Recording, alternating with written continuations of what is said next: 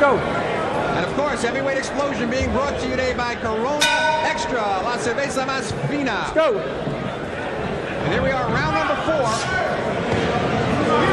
And again, Bob, it's sort of like you can keep rolling the same tape.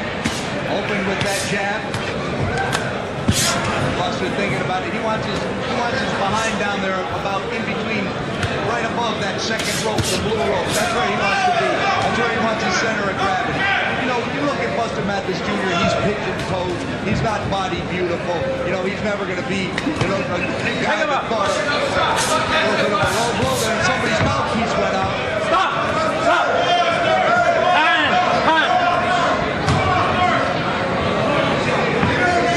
Possible sign of fatigue when mouthpieces start flying, Bob. I have a hard time believing that Garing will be tiring this early in the fight. It's very hot down here today in Harlingen. Very hot under these ring lights. I think he just got caught with a good body shot by Mathis when he was trying to get some air in. That's what will happen. We mentioned earlier, this is the 6th fight in 1994 for Buster Mathis. Very unusual activity for a top 10 heavyweight. They knew that Buster's maturing process wasn't over with just because he broke into the top 10 in the world, and they've continued. And working with a promoter like Cedric Kushner, you know, he likes to keep his fighters busy. And, you know, the busier, the more exposure, it always leads to bigger and better things. If you've got a guy that's willing to work, and Buster Mathis Jr.'s got an excellent work ethic. As you can see him in the corner with his trainer. Yes, sir. Halfway gone here in round number 4. We're scheduled for 10. Of course, Mathis just fought over here on Heavyweight Explosion back in November 5th. We mentioned he knocked out Lyle McDowell on the defense of his USBA title. It's a non-title go today. Don't underplay the significance of it, though. Garing Lane, not the typical 500 fighter.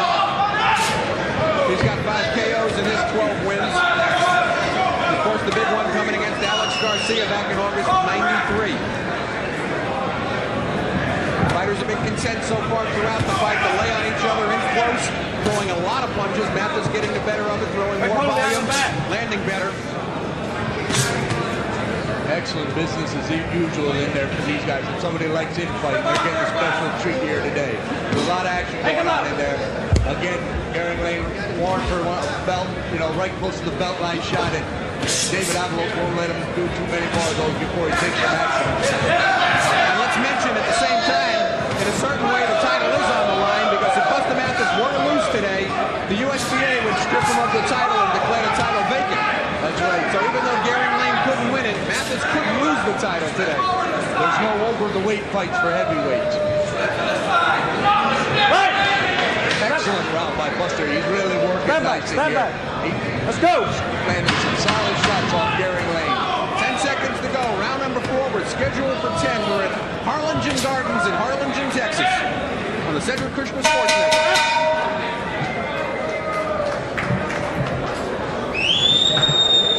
Well, Bob, end of 4 rounds.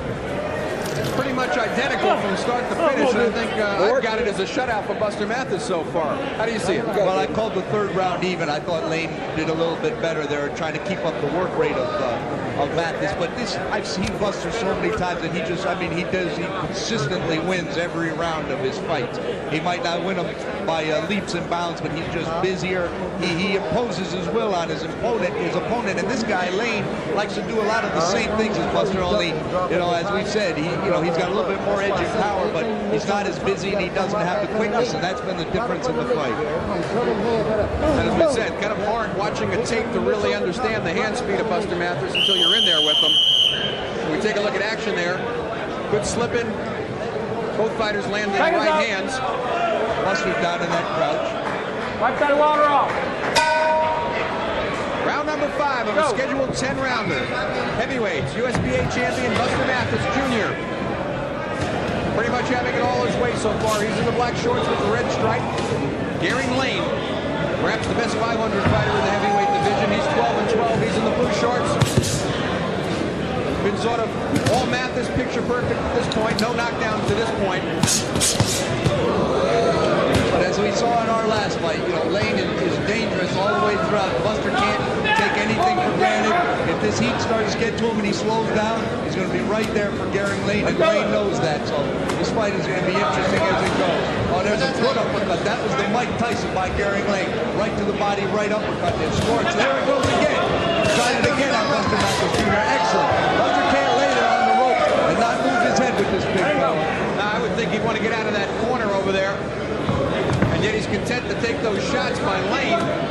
Lane with a 40-pound weight advantage came in at 262 pounds today. The Buster Mathis 223 and a half.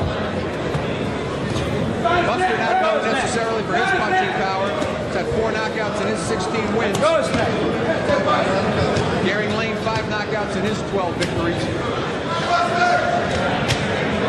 Nice work by Buster on the inside. But there goes the mouthpiece of Garing Lane again. And I got to tell you at this point, Bob, I'll tell you, that's based more on fatigue. He starts breathing with his mouth open. That mouthpiece laying on the ground, on the mat.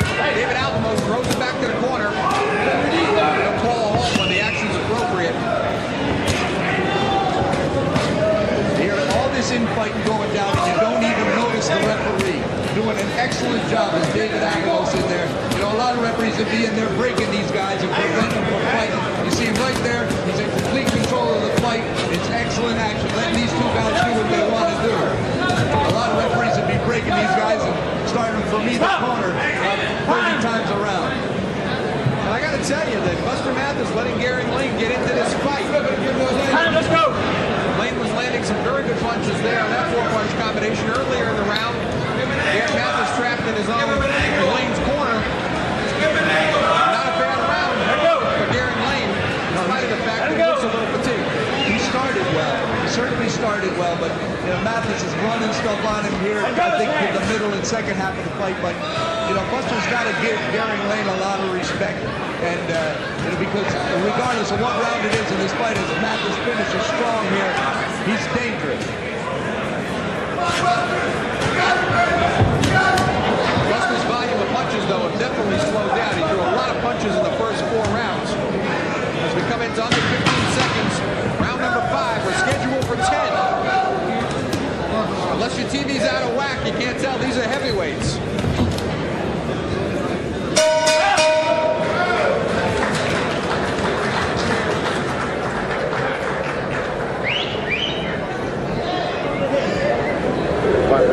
Rinse it out. Not a bad round for Garing Lane as we see Lane's corner there, Bob. Had a very good beginning of the round. Listen to Trapped Mathis later on. I scored that round for Garing Lane, his first of the fight. He, you know, even though I think Mathis probably landed a few more punches, Lane certainly had more on them. And here's that Mike Tyson over on the ropes. Right to the body, and then right uppercut, right off it. He does the same thing again and misses it, and Buster hooks him off it. But that Mike Tyson, I told you, is a favorite combination of Garing Lane, and we will see that punch. Hopefully Buster won't see too much more of it tonight.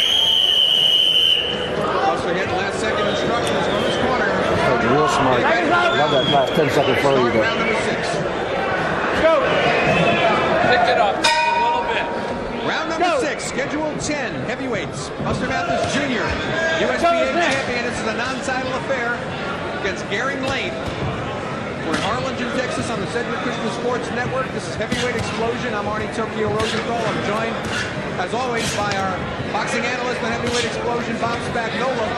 And Bob, Garing Lane starts to come on in round number 5 and wins unofficially the first round of the fight for himself. That's right, but I mean, you watch and see Buster Mathis now. He's not sitting on the ropes in this round like he was in the last one. He's trying to fight more in the middle of the ring.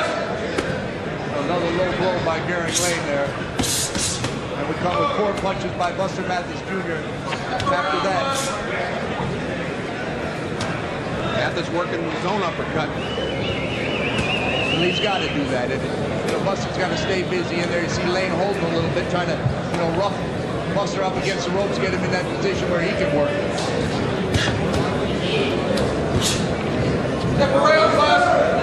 Step around, get an angle, Buster. It's amazing that neither guys, the way their heads are bouncing off each other in there. I mean, neither guy has a propensity to cut that much, but it's a small wonder that they have it with the way they're bouncing off each other in the inside, Arnie. You were reading my mind. I was just about to ask you the same thing, is how they're avoiding getting cut and busted up in there. think it's because, you know, both fighters, this is their style. They're used to having their head in there on the other guy's shoulder. And, you know, that, like I said, neither one of them is known to cut easily. Good right hand lead by Mathis scores. Nice work by Buster Mathis Jr. He needed to. He's got to get back to that work rate unless he wants a much tougher fight than he's had thus far in the beginning of this. Well, he threw a lot of punches in the first 4 rounds. He took round 5 off, let Garing Lane get back in the fight. Now he's doing what worked well for him earlier on the fight. Garing Lane, on the other hand, doesn't want to lay on the ropes and take that sort of punishment and let Buster Mathis keep scoring points. No, Gary, you know, he's got to have Buster on the ropes to do what he wants to do because, as we said earlier, he's really the kind of guy that's got to have both feet firmly planted. Oh, and a big hook by Buster Mathis Jr. Didn't hurt Garing Lane, but he sure is scoring at will. Both guys getting off good punches here. Mathis, of course, not known for his punching powers, only got 4 KOs in his 16 wins. And we've got under 30 seconds to go here, round number 6. As you mentioned earlier, amazing that they haven't had to be broken up too often by referee David Alvamos, considering how they're infighting. And Alvamos just told him that he's going to take a point the next time Garing Lane goes south of the border with a body shot. He's given him 2 warnings already in this fight. As we're coming to the end of round number 6, we're scheduled for 10 here in Harlingen, Texas. Buster smothering Garing Lane's counters on there and doing a nice job.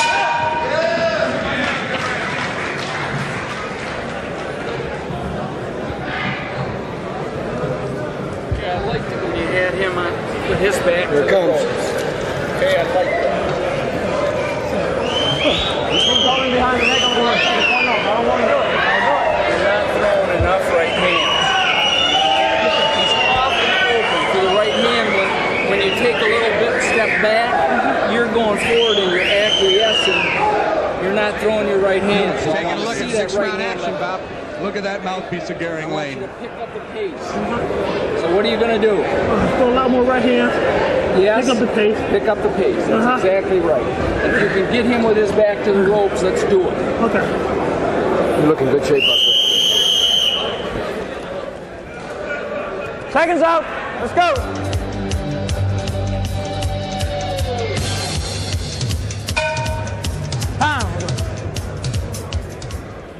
Okay, let's go. Round number 7 of a scheduled 10-rounder, Bob, and in between rounds, Mathis' corner telling him pick up the pace and telling him that Lane is very susceptible to the right hand, and there it is. He is, I mean, he's pretty much susceptible to everything that Buster sends his way, but at the same time, he's got something coming back, and, you know, keeping yourself in a good defensive position, bringing your hands back is what Buster's got to be aware of. Oh, a nice quick combination by Buster Mathis Jr. as Lane tries to come back with his own. And they told Buster, if you can, keep his back to the ropes. But Buster can still outspeed him and outquick him with his back to the ropes. So he's got a lot of different options.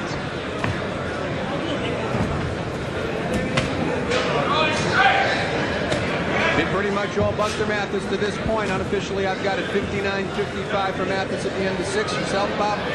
I don't even keep them totaled up, but I've got Buster comfortably ahead in the fight. I've had one even and one round for Garing Lane. But Lane, like Jesse Shelby in the fight we just had, he wants to be in this fight. He wants to, if something comes where he can take advantage of it and knock Buster Mathis Jr. out, that's what he wants to be. And he'll be the #1 contender in the USBA for that vacant title. That's what he's got on his mind. His style, it just doesn't lead for him to be outpointing guys, outspeeding guys, unless he can